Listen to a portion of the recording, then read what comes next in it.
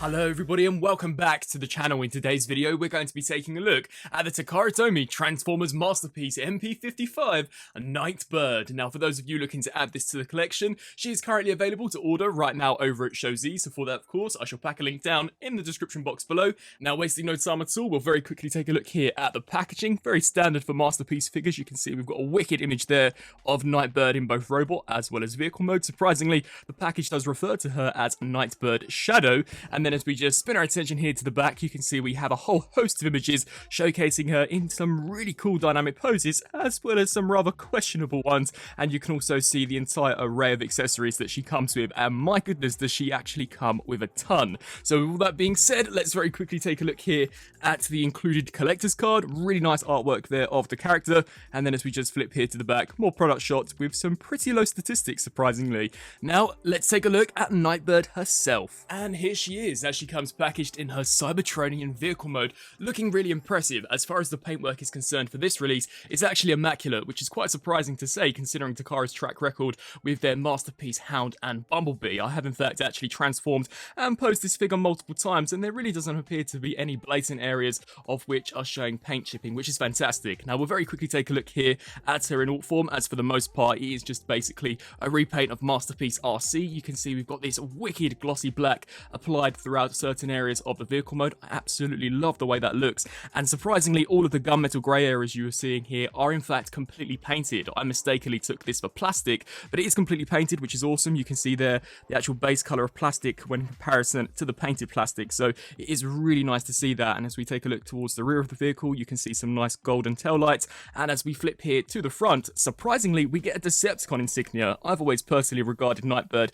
as more of a mercenary, but I guess not, as Takara has branded her a Decepticon. We still get that same level of astonishing internal detailing there for the dashboard. You can see some really nice details where the actual steering wheel is concerned, some awesome golden and purple highlights, and the seats too have been fully decked out there in a metallic purple. Now mold wise this is basically the same as RC, at least here for vehicle form, although they have changed one area, that being this front section. Now of course this is just so that when she transforms into robot form, the torso looks slightly differently, and it looks incredibly coherent here for vehicle form, although I will be honest and say she just doesn't appear to be as solid as RC. This particular section really does have a tendency to become incredibly easily detached. It definitely doesn't tab in nowhere near as secure as my RC copy, which can become a little frustrating, especially when transforming and just handling the figure in general. And they also have modified her butt region. Now in robot mode it looks great, but here for vehicle mode I personally found it to kind of sit ever so slightly lower, meaning that she really doesn't roll all that well along the ground. She will still roll, but I personally wouldn't recommend grabbing her and racing her along a rather rough surface, as you'll no doubt completely take off the paint that we've got going on here for the underside. Now in regards to some of the weapon implementation, Takara have on the instructions something referred to as the flying squirrel mode. Honestly have no idea as to what it's supposed to be, but basically you just take the larger blade here and the almost ninja katana and basically just combine this section like so, and the tabs will peg here along the side, so we just snap that in there and repeat the exact same process here for this side.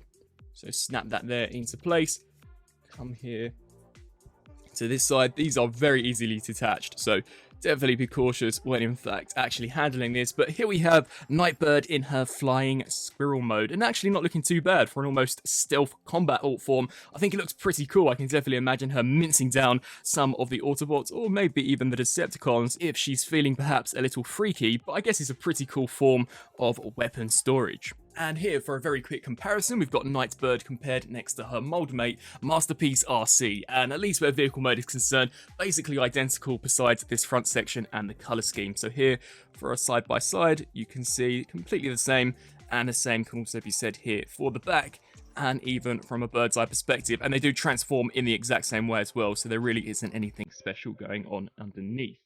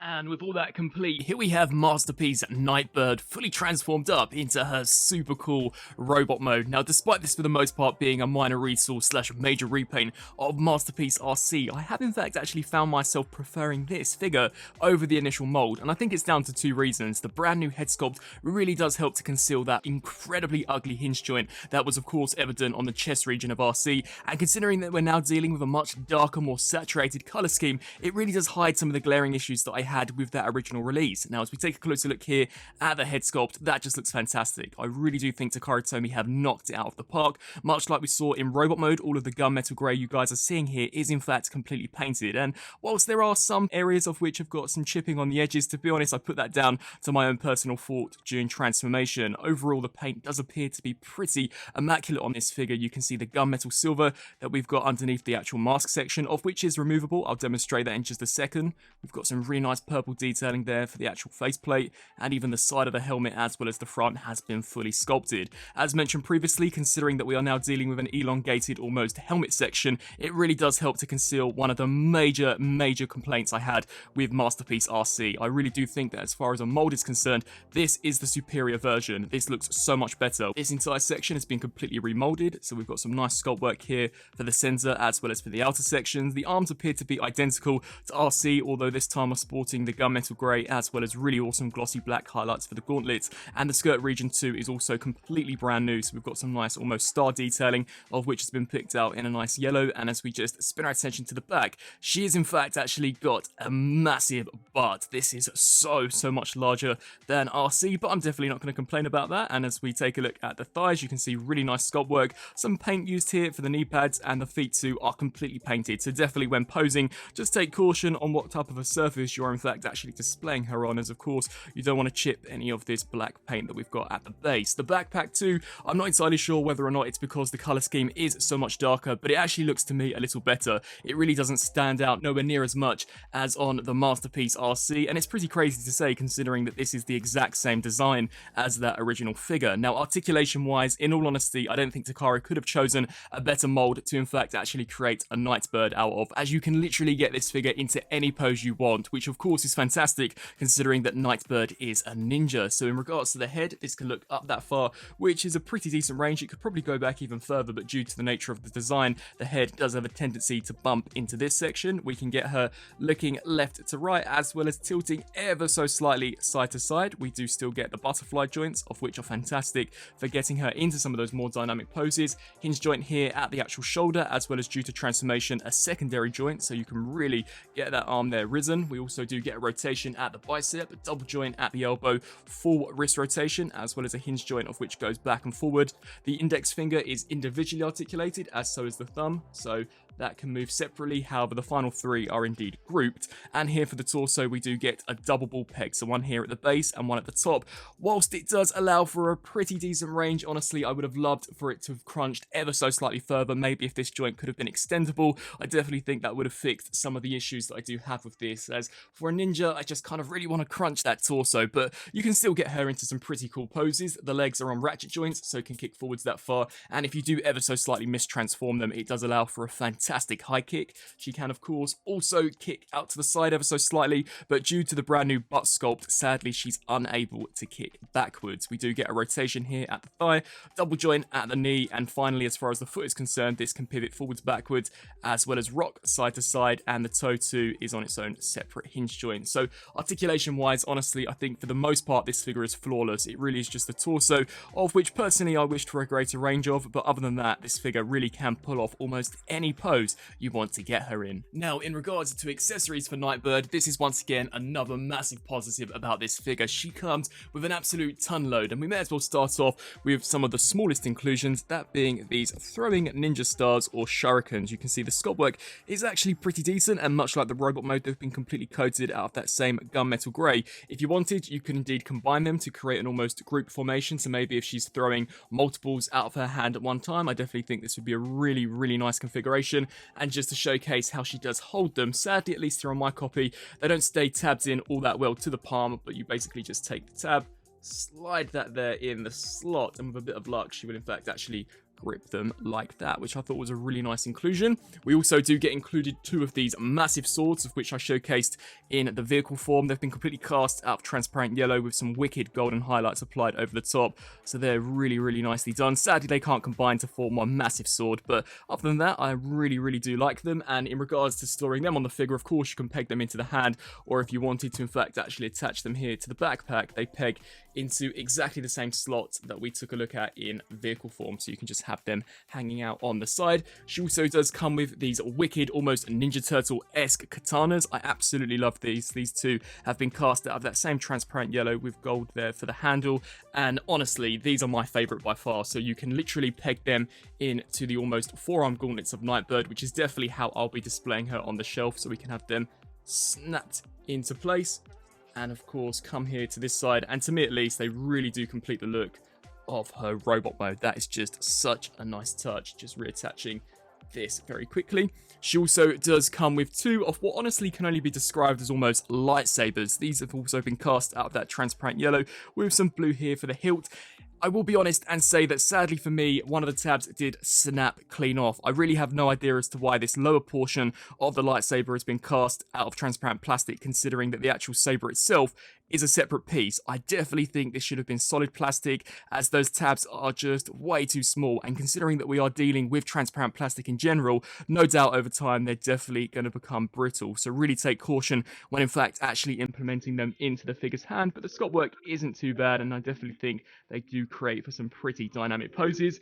And then in regards to some firepower, she also comes with a holster, much like Masterpiece RC, and a larger black blaster, which has been coated in that very nice glossy black, just to showcase how this attaches onto the side of the thigh. Sadly, this has got no paint on it at all, so it does slightly stand out when in comparison here to the actual leg, but I don't think it's looking too bad, and you can peg the gun into the holster, although I just quickly want to show you that she does come with a few blast effects, so we can port this purple effect in there, which looks really nice, and then we also do get this longer one here, which we too can tab into place, although you can take this and in fact actually wedge it into one of the hilts here of the sabers, which I thought was a really nice inclusion. So you can have this almost Energon infused sword, which is a really nice touch. And then we also do get a tiny pistol, of which 2 I also believe came with Masterpiece RC, and this does come with its own distinctive smaller blast effect, so it just sort of goes over the top there of the barrel, just snaps in there like so. Looking pretty decent, and if you didn't want to display it in the figure's hand, it does store in the exact same way as RC, so we just take that panel, hinge it up, and it will slide into a slot, although to be honest it's easier said than done.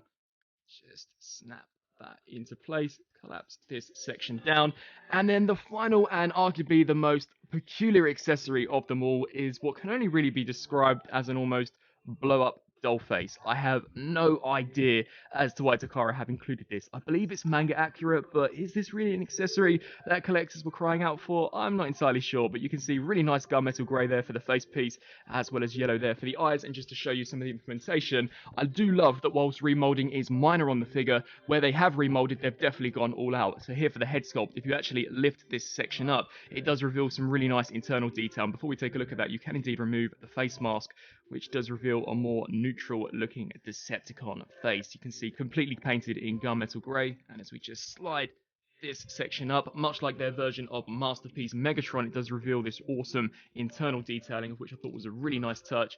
And we can then just slide this new face piece into place, so you can see we've got an almost exaggerated expression there for Nightbird. And if you wanted to, we could once again bring back in the mask and just snap that into place. And with this concealing the rather questionable pose of the mouth, it does create for an almost shocked expression where the eyes are concerned. So accessory wise, I'm definitely not complaining. I think she comes with a great ton of them. I cannot actually fault them at all. It's just that in regards to that face, it's certainly one of the more peculiar accessories that Takara have packed in with their Masterpiece figures. Now, before we take a look at a few size comparisons, Takara have in fact actually incorporated what they're referring to as the Swan mode. Now, in order to get to that form, basically, you just take the arms and hinge them up like this. We can take the legs, orientate them in something like this, and then we spin our attention to the back section, and then just rotate this panel here out, just like so, and try your best to in fact actually balance her utilizing those components.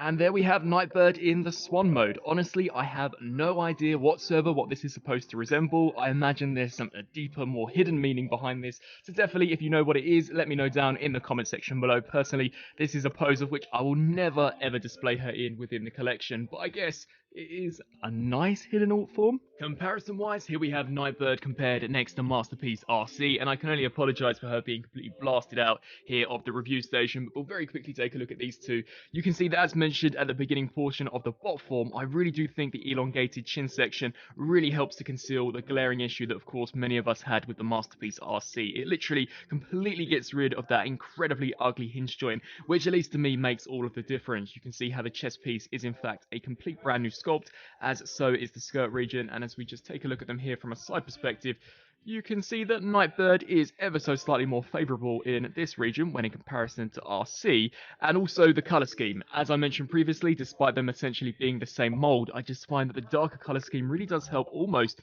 to conceal the back kibble, which is pretty crazy to say considering they are completely the same figure. Just take a look at them. You can see here that considering we're dealing with much brighter colours, it just sort of pops out ever so slightly more than I think is coming across here for Nightbird. So this truly is one of the rare occasions of which I actually prefer the repaint over the original version. For some additional Masterpiece comparisons, we've got Nightbird alongside Masterpiece Megatron and Optimus Prime.